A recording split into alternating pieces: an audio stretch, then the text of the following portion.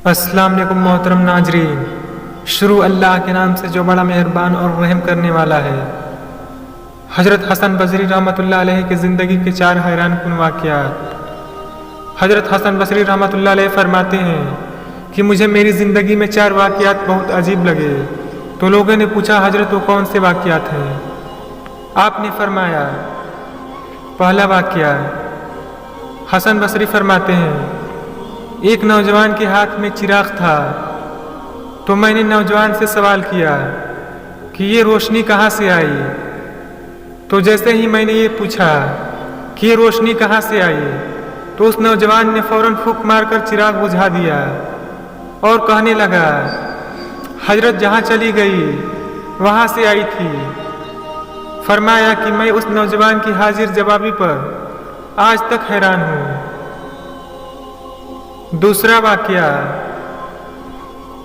हजरत हसन बसरी फरमाते हैं, एक बार 10-12 साल की एक लड़की आ रही थी। उसकी बात ने मुझे हैरान कर दिया।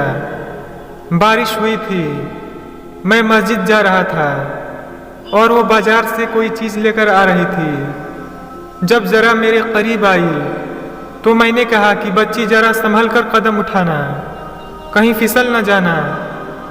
जब मैंने ये कहा तो उसने आगे से जवाब दिया, हजरत मैं फिसल गई तो मुझे नुकसान होगा, आप जरा संभल कर कदम उठाना, अगर आप फिसल गए तो कौम का क्या बनेगा। कहने लगे, उस लड़की की बात मुझे आज तक याद है। उस लड़की ने कहा था कि आप संभल कर कदम उठाना, अगर आप फिसल गए तो कौम का क्या बनेगा। तीसरा वाक़या, हजरत हसन बसरी फरमाते हैं, एक बार मैंने एक हिजड़े को देखा।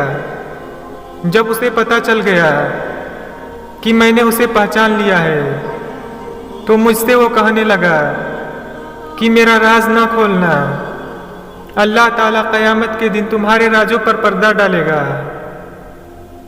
चौथा वाक़या, हजरत हसन बसरी फरमाते हैं, एक आदमी नमाज पढ़ रहा था।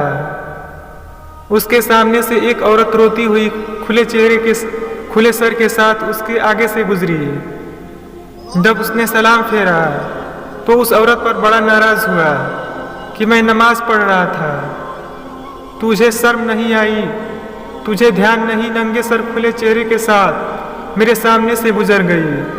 औरत ने पहले तो माफ़ी मांगी और फिर माफ़ी मांगकर कहने लगी, देखो मेरे मियाँ ने मुझे तलाक दे दी है और मैं उस वक्त गमज़दा थी, मुझे पता ना चला कि आप नमाज पढ़ रहे हैं या नहीं।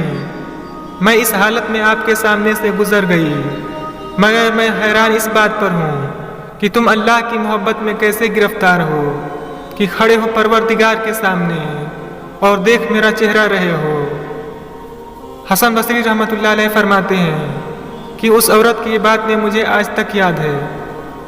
सबक, और वाकई हमारी नमाज का यही हाल है। नीचे की मंजिल पर अगर नमाज पढ़ रहे हैं और ऊपर की मंजिल में कोई हमारा नाम ले दे तो हमें नमाज में पता चल जाता है कि हमारा नाम पुकारा गया है। हमारी नमाज की तवज्जो का यही आलम है।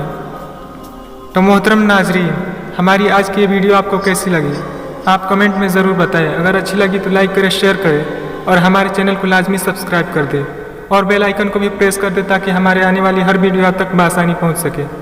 तब तक के लिए अल्लाह हाफिज़।